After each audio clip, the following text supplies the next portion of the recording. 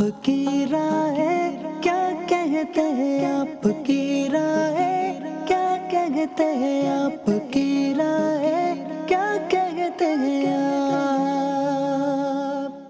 अल्हम्दुलिल्लाहि रब्बिल आलमीन वस्सलातु वस्सलामु अला सय्यिदिल मुरसलीन अम्मा बअदु फ़अऊज़ु बिल्लाहि मिनश शैतानिर रजीम बिस्मिल्लाहिर रहमानिर रहीम अस्सलातु वस्सलामु अलैका या रसूलल्लाह अस्सलातु वस्सलामु अलैका या हबीबल्लाह अस्सलातु वस्सलामु अलैका या नबियल्लाह व अला आलिका व अस्हाबिका या नूरल्लाह। मदनी चैनल के नाज़रीन, अल्हम्दुलिल्लाह एक बार फिर प्रोग्राम आपकी राय लेकर हाजिर हुए हैं और ये आपकी राय भी है और आपके लिए राय भी है ये प्रोग्राम, क्योंकि इसमें हम पिक्चर्स शामिल करते हैं। डिफरेंट एंगल से वो पिक्चर्स होती हैं, मुख्तलिफ होती हैं, हर बार पिक्चर्स एक दूसरे से अलग होती हैं, लेकिन उस पर हमारे मुबल्लिगीन, हमारा जो पैनल मौजूद है, असद मदनी भाई मौजूद हैं हमारे साथ, खालिद अमीर मदनी मौजूद हैं, ज़िशान इस्लाम मौजूद हैं और हमारे अब्दुल वाजिद मदनी भी मौजूद हैं। इंशाल्लाह इनकी राय आज भी होगी और आप भी अपनी राय कायम करते रहिए, दुरूद पाक की फजीलत शामिल करते हैं, फिर इंशाल्लाह आगे भी बढ़ते हैं।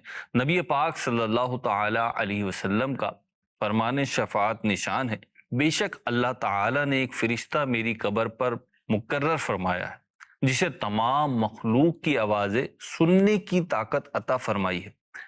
बस क़यामत तक जो कोई मुझ पर दुरूद पाक पढ़ता है तो वो फरिश्ता मुझे उसका और उसके बाप का नाम पेश करता है, कहता है फुला बिन फुला ने आप सल्लल्लाहु अलैहि वसल्लम पर दुरूद पाक पढ़ा है।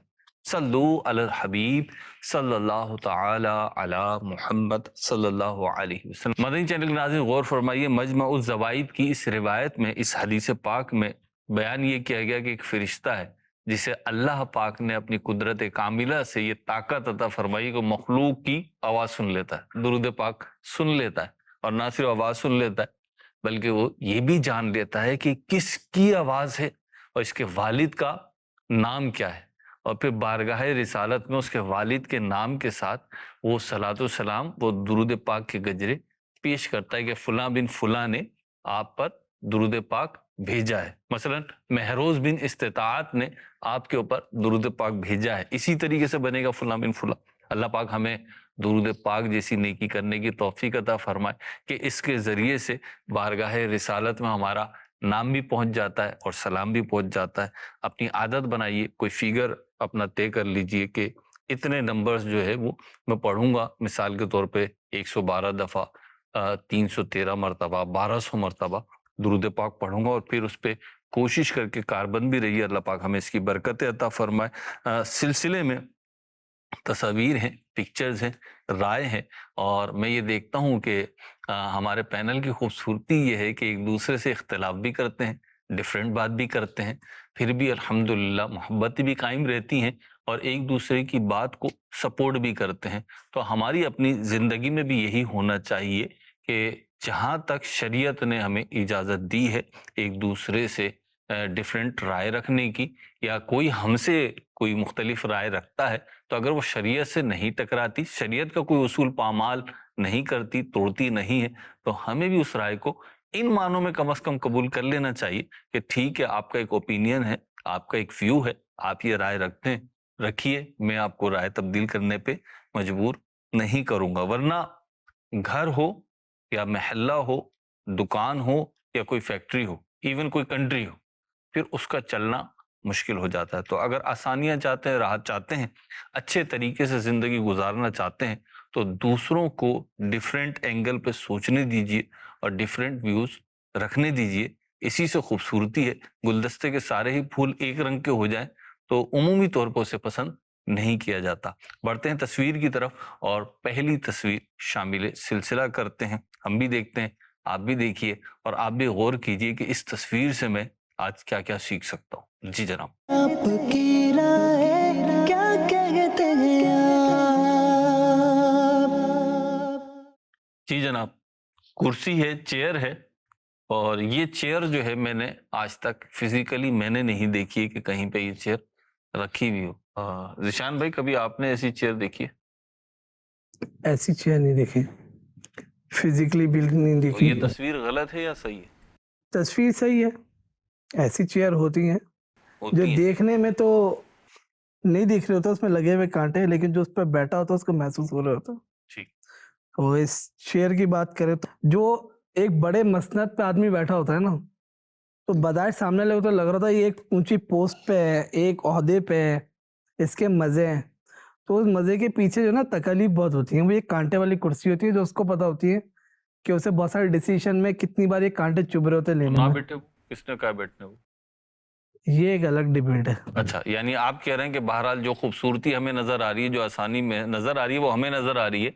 जो कुर्सी पे बैठा हुआ है वो गोया के कांटों की कुर्सी पे बैठा हुआ है। हाँ, या तो उस कांटों की कुर्सी पे बैठ के इतनी मेहनत करके वो आगे बढ़ा है, तो ये तकलीफ का अंदाजा वो आदमी कर सकता है जो एक सक्सेसफुल पोजीशन पे बैठा हुआ है।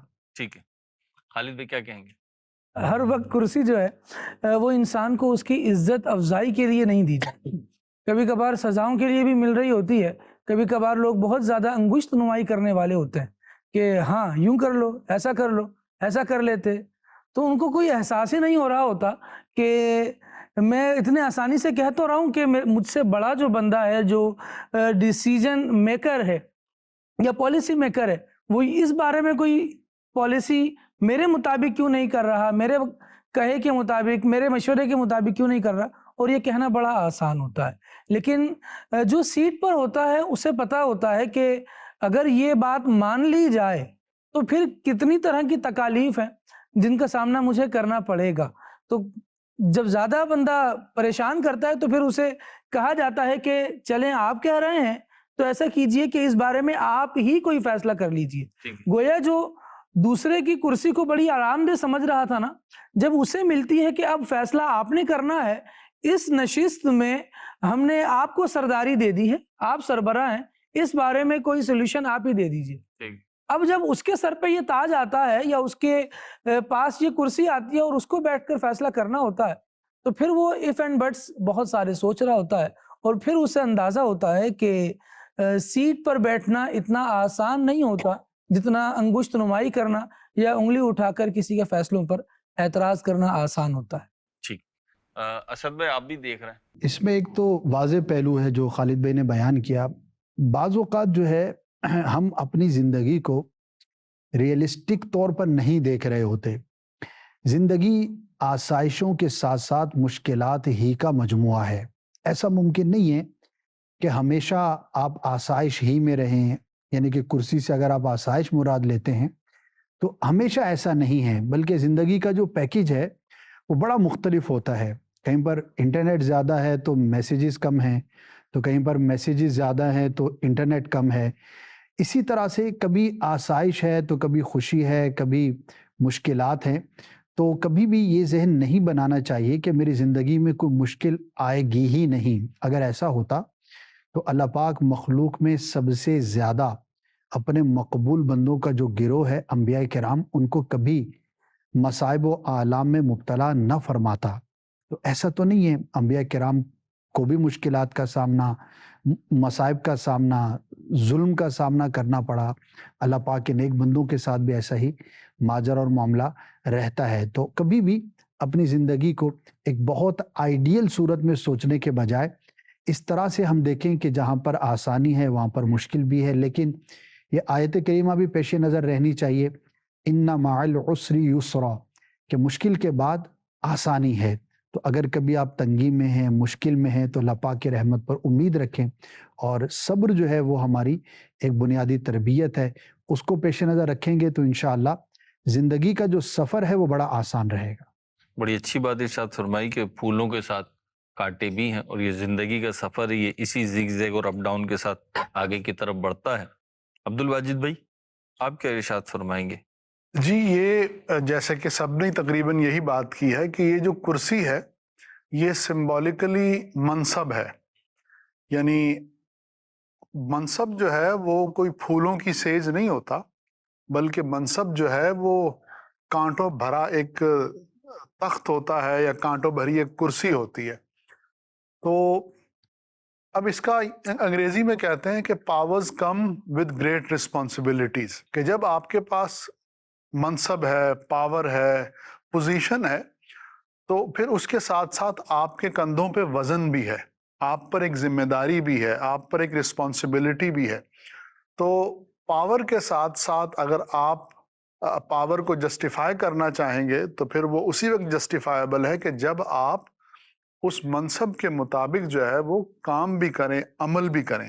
یہ تو ہے صاحب منصب کے لیے کہ وہ اپنی ذمہ داریوں کا احساس کرے اور اپنی ذمہ داری پوری کرنے کی پوری کوشش کرے. اچھا، جتنی زیادہ پوزیشن آپ کے پاس بڑی ہے اتنا ہی آپ کا مواخذہ جو ہے وہ قیامت کے دن بڑا ہوگا. اللہ.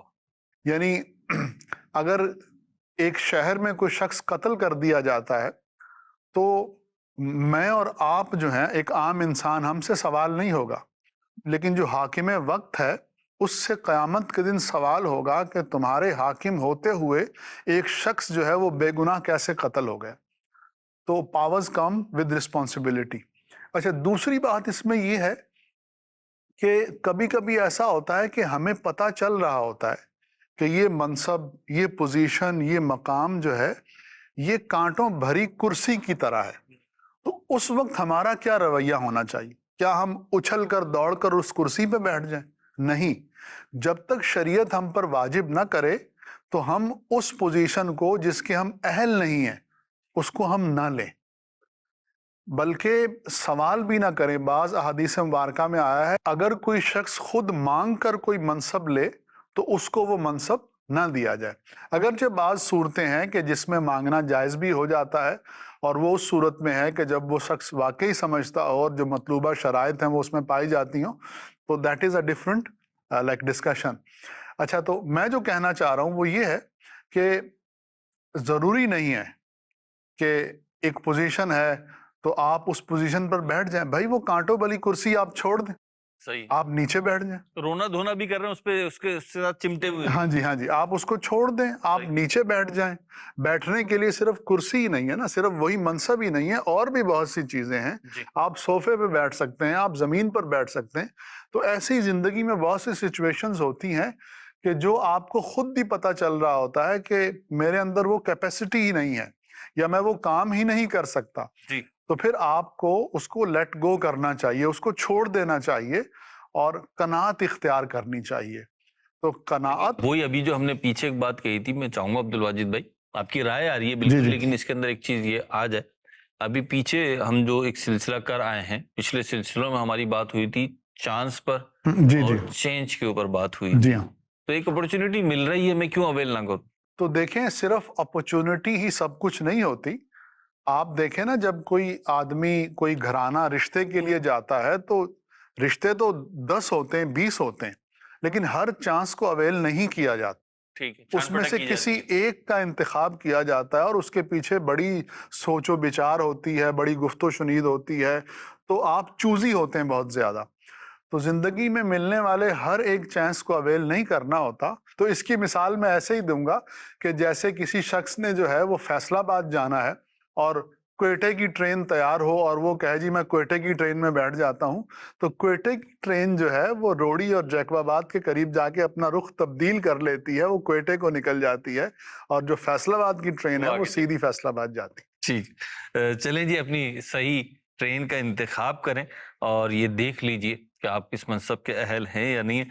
ایک چیز اسد بھائی میں نے بھی فیل کی ہے، معاشرے میں فیل کی ہے، مجھے اللہ کی بڑی رحمت ہے، مجھے بڑے بڑے اچھے ملے، مجھے بڑے بہت اچھے ملے، گھر میں بھی اچھے ملے، باہر میں بھی اچھے ملے، اور دعوت اسلامی میں تو الحمدللہ دنیا دیکھ ہی رہی ہے ہمارے بڑوں کو.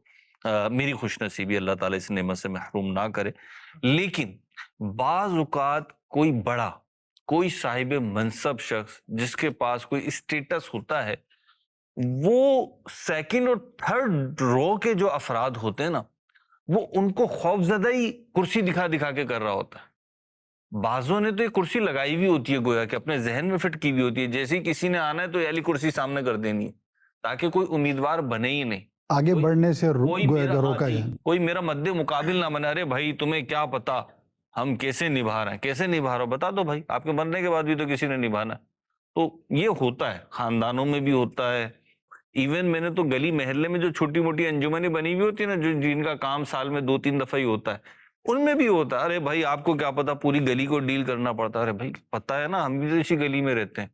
تو مطلب یہ بھی ایک فیکٹ ہے. ہاں جی، یہ نیگیٹو سوچ ہے جس کی طرف آپ نے اشارہ کیا ہے، اور ظاہر ہے کہ ایسے افراد ادارے میں ہوں، تنظیم میں ہوں یا علاقے میں ہوں، وہ اس ادارے، تنظیم اور علاقے کی ترقی کی راہ میں رکاوٹ کا سبب ہوتے ہیں. اور ایک جو سائیکی بیان کی جاتی ہے وہ یہی بیان کی جاتی ہے اکثر کے اعتبار سے یہی ہے کہ جو اے کوالٹی کا بندہ ہے وہ اپنے ماتحت ہمیشہ بی یا سی کوالٹی کا بندہ ہی رکھے گا تاکہ وہ کبھی میرے منصب تک پہنچ نہ پائے. اور جس جگہ پر اس کا برعکس ہوتا ہے کہ وہ شخص اپنے ساتھ یا اپنے ماتحت افراد کو انکریج کرتا ہے، آگے بڑھانے کی کوشش کرتا ہے، تو بظاہر تو یہ اس کے لیے ایک چیلنج ہو سکتا ہے. جو ایک عمومی سوچ ہوتی ہے کہ یار اداروں کے اندر ہم نے دیکھا ہے پروفیشنل جیلیسی ہوتی ہے کہ یار کسی کو آگے بڑھنے نہیں دو، اگر اس کو میں نے سکھا دیا تو میرا کیا ہوگا. تو اس میں دو پہلو ہمیں پیش نظر رکھنے چاہیے. نمبر ایک، رزاق اللہ پاک کی ذات ہے. اگر آپ کو وہ اس منصب پر رزق عطا فرما رہا ہے تو اگر بالفرض آپ کی جگہ پر کوئی اور آتا ہے تو آپ کے لیے اور دروازے بھی کھل سکتے ہیں. اور دوسری بات اس کا جو ٹریننگز میں بھی سکھائی جاتی ہے کہ جس منصب پر آپ ہیں جب تک آپ اس منصب کو چھوڑیں گے نہیں تو آپ اس سے اوپر والے منصب پر جا بھی تو نہیں سکتے. جب تک آپ اوپر جانے کے لیے اپنی جگہ کو نہیں چھوڑیں گے اور اپنی جگہ پر کسی نیچے والے کو نہیں لائیں گے تو آپ اور اوپر نہیں جا سکتے. تو یہ ایک نیگیٹو سوچ ہوتی ہے. ہمارے اسلاف کو اگر ہم دیکھتے ہیں، ہمارے بڑوں کو ہم دیکھتے ہیں تو ہمیشہ انہوں نے حوصلہ افزائی کی، انہوں نے آگے بڑھایا. اور اسلام کی تاریخ میں جو بھی عمدہ اور اچھی چیزیں ہمیں نظر آتی ہیں تو وہ ایک دوسرے کی مدد کرنے سے اور آگے بڑھانے سے ہے. تو یہ ایک نیگیٹو سوچ ہوتی ہے. اور اگر کوئی یہ سوچتا ہے تو یہ جملہ معروف ہے کہ قبرستان ایسے لوگوں سے بھرے پڑے ہیں جو یہ سمجھتے تھے کہ ہم اس دنیا کے لیے ناگزیر ہیں. تو ایسا تو نہیں ہے. زندگی ہے، دنیا ہے، کائنات ہے، چل رہی ہے، ہمارے ساتھ بھی ہے، ہم سے پہلے بھی تھی اور بعد میں بھی رہے گی. تو سوچ کو بڑا رکھنا چاہیے اور کبھی بھی کسی حقدار جو کہ آگے بڑھنے کا حق رکھتا ہے اور اس کو چانس ملنا چاہیے تو روکنا نہیں چاہیے. اور ہم نے یہ بھی دیکھا کہ جو اس طرح سے رکاوٹ بنتے ہیں تو جو ٹیلنٹ ہوتا ہے وہ رکتا بھی نہیں ہے، وہ اپنی راہ خود بناتا ہے. اور ایک وقت آتا ہے کہ آپ عزت کے ساتھ اس کو آگے بڑھا کر آپ بڑے بن سکتے تھے، لیکن آپ رکاوٹ بن کر بے عزتی کے ساتھ جو ہے وہ دربدر ہو گئے اور اللہ پاک نے اس کو عزت عطا فرمائی. تو جسے اللہ پاک عزت دے اور جو کسی منصب کا حقدار ہو تو اللہ پاک کی تقسیم کو ذہن میں رکھتے ہوئے کہ اللہ پاک نے اسے صلاحیت دی تو میں اس پر راضی رہتے ہوئے اس کو موقع دوں، انشاءاللہ نہ آپ کی عزت میں کمی آئے گی نہ ہی آپ کے منصب میں کمی آئے گی. واہ، بہت شاندار بات کہی آپ نے، اور یہ پریکٹیکل ہے. میرا ماننا یہ ہے کہ جو جس چیز کا اہل ہوتا ہے نا، جلد یا بدیر وہ اس جگہ پہنچ جاتا ہے. اور اس کی سینکڑوں مثالیں ہیں، آپ اپنے ارد گرد بھی دیکھیں گے نا. اور معذرت کے ساتھ ایسے موقعوں پہ نا خود ہی مظلوم بنا ہوا ہوتا بندہ کہ ہاں میرے ساتھ ہمیشہ ایسا ہی ہوا ہے. تو برائے کرم آپ کے ساتھ کیا ہوا ہے یہ تو ایک بات ہے، لیکن ذرا یہ بھی سوچ لیں آپ نے دوسروں کے ساتھ کیا کیا ہے. تو کہیں ایسا نہ ہو کہ کڑوے بیج بو دیے ہوں جس کی فصل آپ کو کاٹنی پڑ جائے. چلیں جی، اس پکچر پہ ہم نے باتیں سنی ہیں اور امید ہے کہ بہت اچھی باتیں سیکھی بھی ہیں. اللہ کرے اسے پریکٹیکلی ہم اپلائی بھی کریں اپنی لائف میں. اور اگلی تصویر کی طرف بڑھ رہے ہیں اور کیا دکھایا جا رہا ہے، کیا کیا دکھایا جا رہا ہے جناب؟ آپ کی رائے کیا کہتے ہیں آپ؟ تصویر تو میرا خیال ہے واضح ہے، لیکن بہت دور تک کی تصویر ہے، یہ آسمانوں تک کی ہے. چلیں دیکھتے ہیں. جی خالد بھائی کیا دیکھ رہے ہیں؟ تصویر ہی دیکھ رہے تھے، اور ایک درخت ہے جو آدھا کٹا ہوا ہے شاید، اور کاٹنے والے اسی کے نیچے آرام کر رہے ہیں. اس کے بعد ہونا یہ ہے کہ مزید کاٹ دیا جائے گا اور پھر یہ سائے سے محروم رہ جائیں گے. بہت ساری چیزیں ایسی ہوتی ہیں جو ہمارے لیے شیلٹر کا کام کر رہی ہوتی ہیں، جن کی وجہ سے ہم سکون محسوس کر رہے ہوتے ہیں، لیکن انہیں اپنی پاؤں کی بیڑیاں سمجھ رہے ہوتے ہیں، یا یہ سمجھتے ہیں یہ ہماری ترقی کی راہ میں رکاوٹ ہیں تو ان سے پیچھا چھڑایا جائے. ان سے پیچھے چھڑا کر جب آگے بھاگنے کی کوشش کرتے ہیں تو پھر دھوپ اپنا پتہ دیتی ہے. کہا جاتا ہے کہ سائے میں بیٹھی ہوئی نسل کو معلوم نہیں، دھوپ کی نظر ہوئے پیڑ لگانے والے. تو جو پیڑ لگاتے ہیں انہیں پتہ ہوتا ہے کہ ہم نے کس طرح محنت سے اس سائے کو تیار کیا ہے، اور ان کو شاید جنہوں نے پیڑ لگایا ہوتا ہے انہیں سایہ شاید زیادہ ٹھنڈ دے رہا ہوتا ہے، کیونکہ ان کی محنت بھی اس میں کار فرما ہوتی ہے.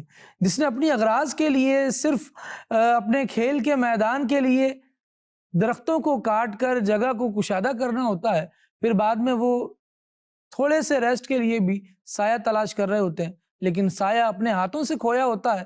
اور پھر یہ وہ بات بھی ہوتی ہے کہ خود کردارہ علاج نیست، پھر اپنے ہاتھوں سے کیے کا کوئی علاج نہیں ہوتا. اللہ پاک عافیت فرمائے. تو کیا کریں؟ نہ کاٹیں درخت. ہونا یہ چاہیے کہ کوشش کی جائے میکسیمم ہمیں کس چیز سے فائدہ مل سکتا ہے، فائدے مل رہے ہیں تو انہیں اٹھایا جائے. بہرحال ناگزیر ہوتا ہے کچھ درختوں کو کاٹنا، تو پھر انہیں کاٹا بھی جا سکتا ہے. جی ذیشان بھائی. مہرز بھائی ذیشان بھائی کبھی درخت کے سائے میں سوئے آپ؟ بالکل سویا ہوں. اچھا چل، آ، کیسا فیل کیا؟ بہت اچھا فیل کیا. اچھا، سب سے پہلے جو یہ تصویر ہے جس میں درخت ہے اور درخت کاٹ دیا گیا ہے، باقی کٹ جائے گا یا گر جائے گا، تو اس سے تو پہلی چیز یہ ہوتی ہے کہ جو چیز آسانی سے میسر آ جائے اس کی قدر نہیں، ٹھیک. کہ اس کا سایہ جو ہے وہ میسر ہے فری میں آسانی سے، تو اس کی قدر نہیں ہے اس کو کاٹنے میں. دوسری چیز یہ ہوتی ہے کہ ہم لوگ اپنے محسنوں کی قدر نہیں کرتے. اس تصویر سے بدلتا ہے جو ایسا آپ کو فرمائیں. فائدہ پہنچا رہا ہوتا ہے، یہ جو آپ کے لیے ڈائریکٹلی انڈائریکٹلی فائدے مند ہوتا ہے. ہم سب سے پہلے وہ کال ہے بڑا مشہور، جس کے ساتھ بھلائی کریں اس کے شر سے بچیں. ٹھیک. تو یہ بھی اسی مثال کی ایک جھلک ہے کہ مطلب اس کے سائے کے نیچے بیٹھے ہیں، اسی کو کاٹے جا رہے ہیں.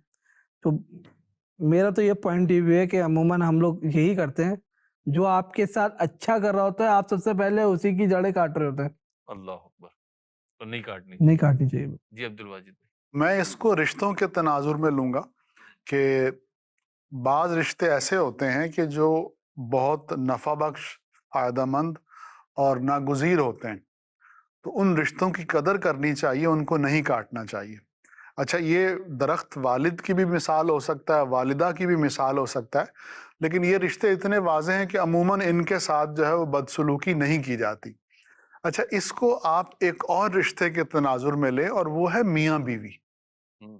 میاں بیوی جو ہیں قرآن کریم میں ہے ہن لباس لکم وانتم لباس لہن، کہ یہ عورتیں تمہارے لیے یعنی مردوں کے لیے لباس ہیں اور یہ مرد عورتوں کے لیے لباس ہیں. میاں بیوی میاں بیوی ایک دوسرے کے لیے لباس ہیں. یعنی اس کا جو لب لباب ہے وہ یہ ہے کہ میاں بیوی دونوں ایک دوسرے کے لیے لباس ہیں، اور جو بھی لباس کو اتارے گا وہ بے لباس ہو جائے گا. تو لوگ بیویوں سے تنگ ہو جاتے ہیں، بیویاں شوہروں سے تنگ ہو جاتی ہیں، تو پھر وہ جلدی سے کوئی ایسا فیصلہ کر لیتے ہیں، کوئی 2 لفظ ایسے بول دیتے ہیں کہ جب ان کو ان 2 لفظوں 3 لفظوں کے بولنے کے بعد کی زندگی کو جب وہ دیکھتے ہیں تو انہیں احساس ہوتا ہے کہ ہم نے کتنی بڑی غلطی کی ہے. کیونکہ اس لائف میں مرد اور عورت ایک دوسرے کے لیے تکمیل ہیں. They can not leave alone, یعنی صرف مرد بن کر یہ زندگی نہیں گزار سکتا. اس کی شخصیت کے کچھ پہلو ایسے ہیں کہ جن کی تکمیل ہی تب ہوگی کہ جب وہ شوہر بنے گا. ایسے ہی ایک عورت صرف ایک عورت بن کے جو ہے وہ زندگی نہیں گزار سکتی. اس کی شخصیت کے بعض پہلو اسی وقت مکمل ہوں گے کہ جب وہ کسی کی بیوی بنے گی. تو دارالفتہ میں ایسے کیسز آئے روز آتے رہتے ہیں کہ مرد نے غصے میں آ کے طیش میں آ کر جو ہے وہ بیوی کو 3 لفظ کہہ دیے، یا عورت نے جو ہے وہ کسی کے بھڑکانے پر آ کر جو ہے وہ خلا کا کیس کر دیا، اور اس کے بعد اب وہ آ جاتے ہیں کہ ہمیں تو ایک دوسرے سے جدا ہونے کے بعد پتہ چلا کہ ہم تو رہ نہیں سکتے، ہمارے بچے رل جائیں گے، یا ہمیں تو اب مجھے تو کوئی پوچھنے والا نہیں ہے. تو یہ جو میاں بیوی کا تعلق ہے وہ تعلق بھی ایسا ہی ہے کہ ایک درخت ہے اور دوسرا اس درخت کے سائے میں بیٹھا ہوا ہے. تو پلیز ان رشتوں کو مت کاٹیے، مت توڑیے، برداشت کیجیے، صبر کیجیے. اس زمانے میں صبر کی بہت زیادہ حاجت ہے، ہر زمانے میں ہی رہی ہے اور اس زمانے میں تو بہت زیادہ حاجت ہے. رشتوں کو آپ صبر کے ساتھ جو ہے وہ لمبے عرصے تک چلا سکتے ہیں، اور نعمتوں کو شکر کے ساتھ آپ اپنے ساتھ ہمیشہ کے لیے رکھ سکتے ہیں، اور اللہ کو آپ اس کا ذکر کر کے اور فرائض و واجبات ادا کر کے خوش کر سکتے ہیں، اور حضور کی بارگاہ میں حضوری آپ کو درود پاک کی کثرت کرنے سے مل سکتی ہے. مہروز بھائی، اس بات میں کچھ ایڈ کرنا چاہ رہا ہوں. جس طرح مثال کو درخت والی بڑا زبردست ڈیفائن کیا عبدالواجد بھائی نے کہ جلدی نہ کی جائے انہیں رشتوں کو ختم کرنے میں، انہیں توڑنے میں، اور یہ ایک اگر درخت ہے تو دوسرا اس کے سائے سے فائدہ اٹھا رہا ہے۔ اچھا، درخت اس لیے کاٹ رہے ہوتے ہیں کہ اس سے نا پتے گرتے ہیں، پرندے آتے ہیں تو ان کی کچھ لوازمات ہیں جو برداشت کرنے پڑتے ہیں، لہٰذا اس کو کاٹ دیا جائے۔ کاٹنے کے بعد ہوگا کیا؟ جو سایہ اور جو پھل اس سے مل رہا تھا بندہ اس سے بھی محروم ہو جائے گا۔ قرآن مجید نے بیان کیا ہے اسی مرد اور عورت کی، میاں بیوی کی مثال کو لیتے ہوئے ارشاد ہوا، ہو سکتا ہے کہ کوئی چیز تمہیں نامناسب لگے، بری لگے، لیکن اللہ تبارک و تعالیٰ اسی سے تمہیں خیر کثیر بھی عطا فرمائے۔ تھوڑی سی باتوں پر رشتوں کو ختم نہیں کرنا چاہیے، تھوڑا سا مشکلات آتی ہیں ان کو گزارا جائے، ان کا سامنا کیا جائے۔ بات ایڈ کروں، یہی ایڈ کروں، تھوڑی سی نہیں، بڑی باتوں پہ بھی رشتے ختم نہیں کرنے چاہیے۔ بہت خوب۔ یہ کیونکہ جو ختم کر رہا ہے نا اس کے نزدیک وہی بات بڑی ہے، ہاں یوں تو بڑی باتوں پہ بھی کیوں ختم کریں؟ دیکھیں، بڑی بات ہو چھوٹی بات ہو، رشتے نبھانے کے لیے جتنا سوچنا تھا آپ نے پہلے سوچ لیا، بالخصوص ہم جس پوائنٹ آف ویو سے بات کر رہے ہیں۔ صحیح ہے، شریعت نے ایک اجازت رکھی ہے کہ کسی نہ کسی لمٹ پر جا کر جب وہ کراس ہو رہی ہو تو پھر ٹھیک ہے کہ ایک طلاق کی گنجائش یا علیحدگی کی گنجائش رکھی ہے، لیکن اس کی لمیٹیشن ہے اور وہ ایک آخری آپشن ہے۔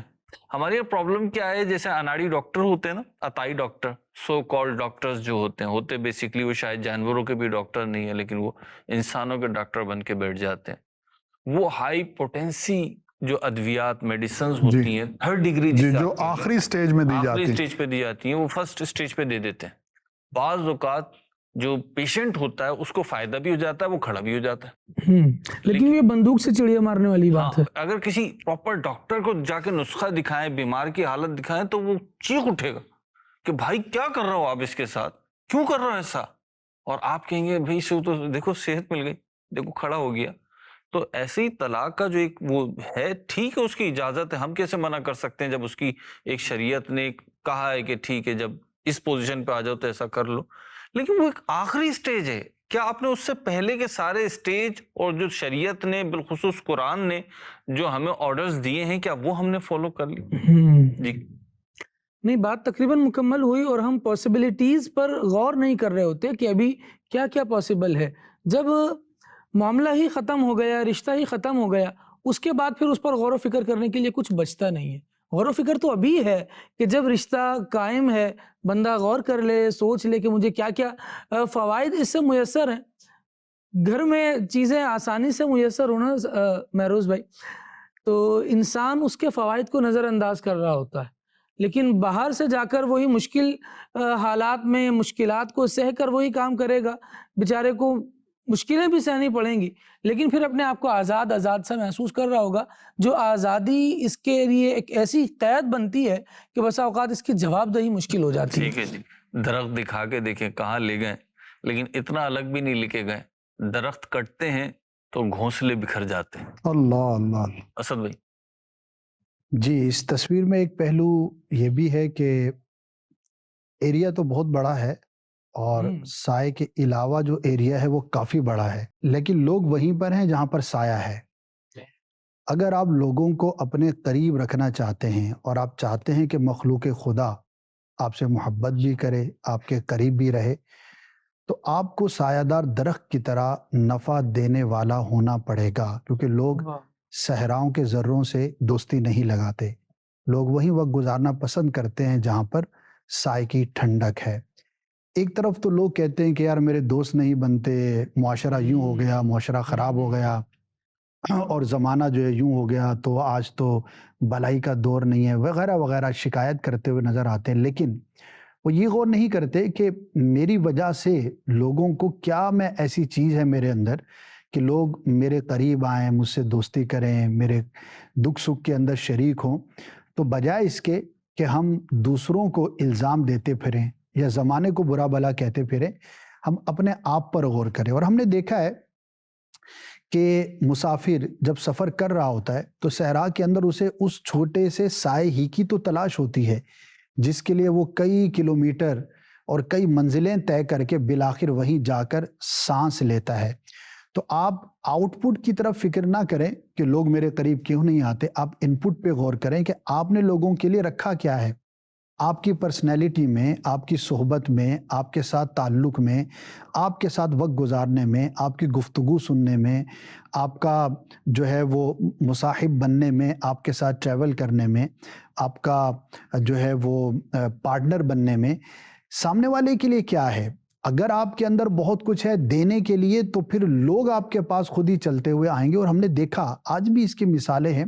امیر اہل سنت کی مثال لے لیں، اس سے اچھی اور کیا ایگزامپل ہوگی کہ لوگ کس طرح سے ایک جھلک دیکھنے کے لیے، ایک لمحہ صحبت پانے کے لیے، ایک تھوڑا سا وقت گزارنے کے لیے پوری دنیا سے جوک در جوک آتے ہوئے نظر آتے ہیں. کیوں؟ انہوں نے اپنے اندر وہ ٹھنڈک، وہ صحبت کی برکت، وہ سایہ، وہ شفقت، وہ رحم، وہ علم کا نور اور وہ اللہ پاک کی یاد، مصطفیٰ کریم صلی اللہ تعالی علیہ وسلم کے عشق کو پھیلانے کی وہ ایک کشش رکھی ہے کہ لوگ جس کو ڈھونڈنے کے لیے دور دراز سے چلے آتے ہیں. کہ جب آپ دیتے ہیں، اسد بھائی نے جو بات کہی کہ میں بھی یہی سوچ رہا تھا، اور اس درخت سے میری توجہ اس طرف گئی ذیشان بھائی کہ آپ دیکھیے پورے صحرا میں ایک درخت ہے، اور صحرا میں ہونے کے باوجود لوگ اسی کی طرف دوڑے پڑتے ہوں گے.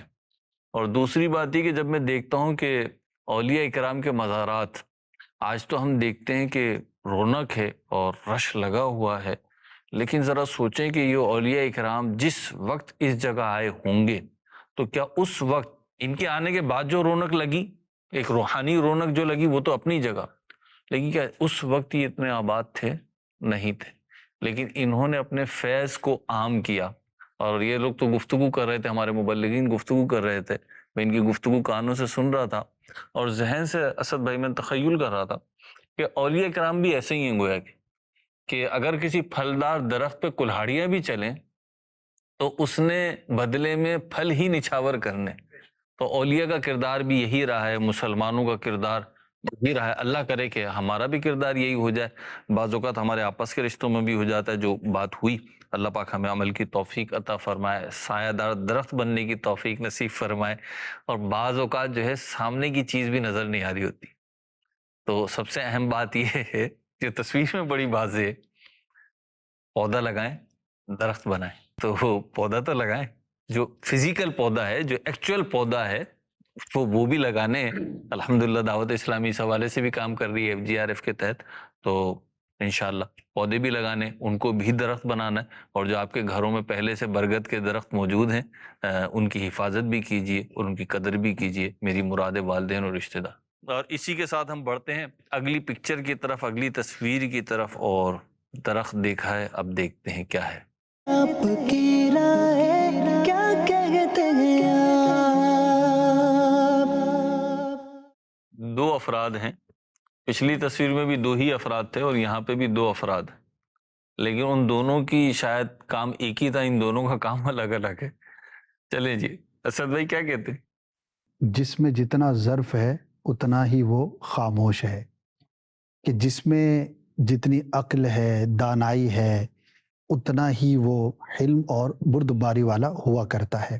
اور جس میں جتنی عقل، دانش، سمجھداری کم ہوتی ہے تو اکثر یہ ہے کہ وہ اتنا ہی لاؤڈ ہوتا ہے. دوسرا اس کا ایک پہلو یہ بھی دیکھا جا سکتا ہے کہ ضروری نہیں کہ جو باتیں کرنے میں آگے ہے اور بظاہر بڑا شور مچا رہا ہے، یا محفل میں ہے تو سب سے اونچا ووکل اس کا ہے یا سب سے زیادہ بات وہ کر رہا ہے، تو اس کا دماغ بھی اتنا ہی اچھا اور زیادہ سمجھدار ہو. یہ ضروری نہیں ہے. بعض اوقات مختصر بات کرنے والا زیادہ بولنے والے سے زیادہ دانا ہو سکتا ہے. جی خالد بھائی. کبھی کبھار یوں بھی ہوتا ہے کہ دوسرے ایکسپیکٹ پر میں بات کرنا چاہوں گا کہ چیخنے والے کی آواز تو سنائی دیتی ہے، مارنے والے کا تھپڑ نظر نہیں آ رہا ہوتا.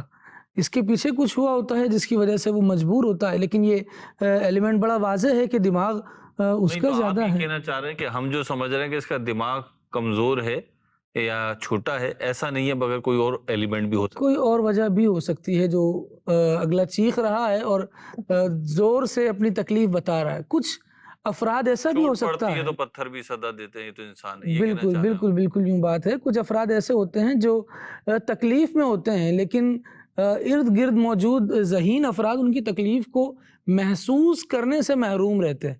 تو यूं भी कभी देखना चाहिए कि हम अपने पास रहने वालों की तकलीफ़ अल्लाह करे कि इन्हें महसूस करें और महसूस करने वाले बन जाएं। उसका फ़ायदा ये होगा कि हमें चीखें आना बंद हो जाएंगी। अल्लाह करीम हमें तौफीक दे तो मददगार बने, लोगों की मुश्किलें दूर करने वाले बने।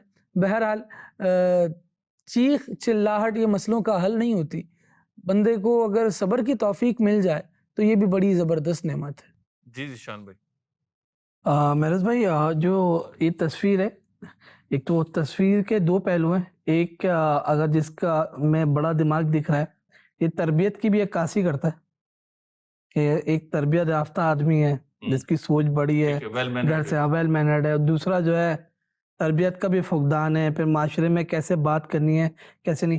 पर ये एक कामयाब शख्स एक नाकाम शख्स की भी अक्कासी करता है, ठीक है। और अगर तीसरा पहलू देखें तो हमारी सुन्नत का भी पहलू है कि मोमिन को हमेशा मुस्कुराते रहना चाहिए। ठीक है, नबी पाक सल्लल्लाहु अलैहि वसल्लम मुस्कुराते रहते थे, धीमे लहजे में बात करते थे। और जब आप सुन्नत पे होते हैं या पॉजिटिव साइड पे होते हैं तो फिर आपके चेहरे पे तबस्सुम होता है, ठहराव होता है शख्सियत में। और जब आप उलझे होते हैं दुनियादारी में तो आप चीख रहे होते हैं, हर बात पे का गुस्सा जो है किसी ना किसी पे निकाल ही रहे होते हैं। लेकिन तहम्मुल से कितनी अच्छी बातें की जा सकती हैं, आपने भी तो की है। अल्लाह पाक तौफीक अता फरमाए। अब्दुल वाजिद भाई, आप क्या इरशाद फरमाएंगे?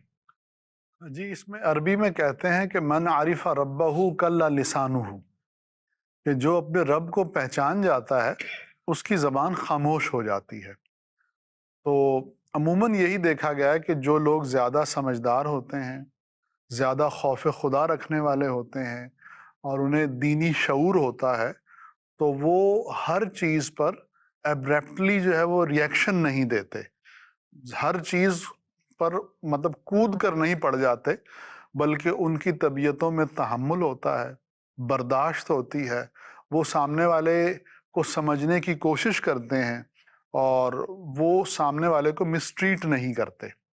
अच्छा, इसी तरीके से इस पिक्चर को एक और तरीके से भी बयान किया जा सकता है, actions speak louder than words, कि बाज़ औक़ात जो आदमी का अमल होता है वो उसके अल्फाज से ज़्यादा मुअस्सिर होता है। तो यहाँ पे आप देखें कि एक शख्स के अल्फाज हैं और एक शख्स का अमल है, तो वो जो लफ्ज़ों वाला है उसकी हम चारों में से किसी ने भी तहसीन नहीं की, लेकिन वो शख्स जो बड़े तहम्मुल के साथ सामने खड़ा है और वो हल्की सी मुस्कुराहट के साथ उसकी बात को सुन रहा है, तो उसके एक्शन को हम पसंद कर रहे हैं। तो मेरा ख्याल हमें इसी दूसरे ऑप्शन को का इंतखाब करना चाहिए अपनी ज़िंदगी में, कि हमारा जो एक्शन है वो हमारे वर्ड्स से ज़्यादा लाउडर होना चाहिए। और बात यही है, नबी पाक सल्लल्लाहु अलैहि वसल्लम की सीरत तैयबा को भी हम देखें, अपने असलाफ को भी अगर हम देखें, और उनमें जिसका जैसा मर्तबा है, फिर उसके अखलाक आदात उतने ही पुख्ता मिलते हैं हमें, उतने ही मैच्योर मिलते हैं, उतने ही मुतबस्सिम यानी मुस्कुराते मिलते हैं हमें। तो हम एक बात ये भी नोट करें, समझने की है, तजर्बे की है, मुशाहिदे की है, कि बदज़बानी, बदकलामी, गाली गलोच, चीखना चिल्लाना, बेबाकी, और मैं किसी से नहीं डरता, मैं किसी की नहीं रखता, और इसके ऊपर सोने पे सुहागा ये कि शैतान ये शहद में घोल के पिला देता है कि मैं हक बात करता हूँ। तो ये अफराद अपने आप पे गौर कर लें, क्योंकि आप सिद्दीक़ अकबर रज़ियल्लाहु ताला अन्हु से बड़े हक गो नहीं है, आप फारूक आज़म से बड़े हक गो नहीं है, आप सैयदना उस्मान गनी, सैयदना अली उल मुर्तज़ा रज़ियल्लाहु ताला अन्हुमा से बढ़कर हक गो नहीं है।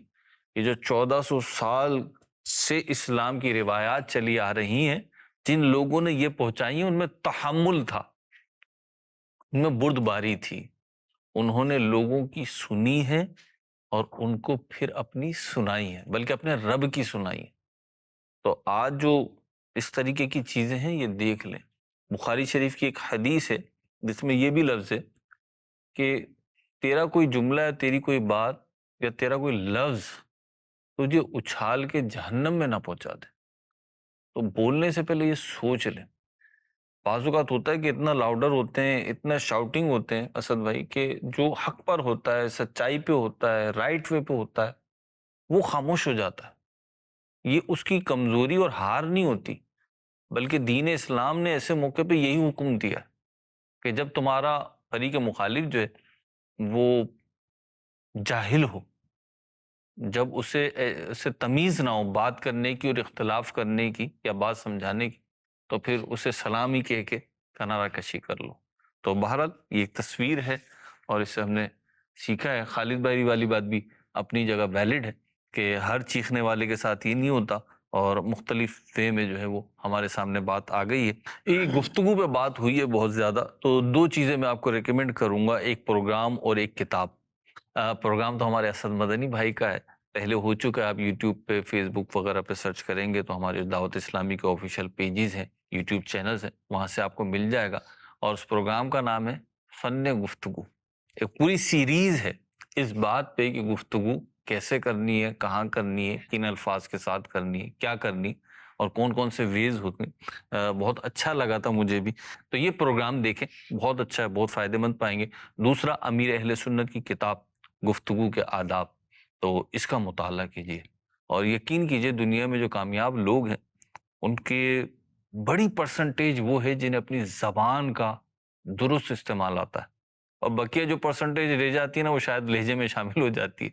تو زبان کا درست استعمال اور لہجہ، یہ ایسی چیزیں بڑے بڑے ناکام افراد کو کامیاب کروا دیتی ہیں۔ اللہ پاک ہمیں زبان کی حفاظت کی بھی توفیق عطا فرمائے، اور زبان کو درست استعمال کر کر آخرت میں اس کے ذریعے بھی ہمیں اجر و ثواب بھی عطا فرمائے اور محرومیوں سے محفوظ فرمائے۔ مدنی چینل دیکھتے رہیے۔ صلو علی الحبیب صلی اللہ علی محمد صلی اللہ علیہ وسلم۔